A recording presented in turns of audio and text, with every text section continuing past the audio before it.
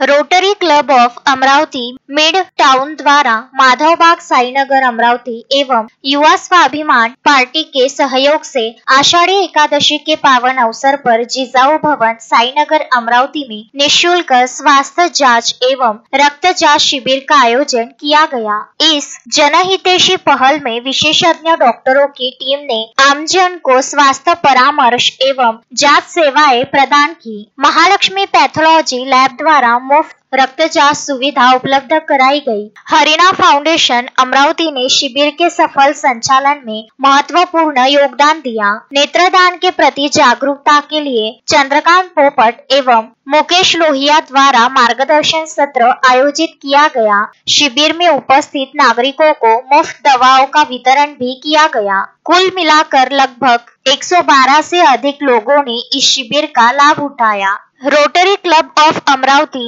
Mid town की यह पहल उसके यूनाइट फॉर गुड की भावना को दर्शाती है, जो स्वास्थ्य सेवा एवं सामाजिक सहयोग के माध्यम से समुदाय में सकारात्मक और स्थायी परिवर्तन लाने के लिए समर्पित है।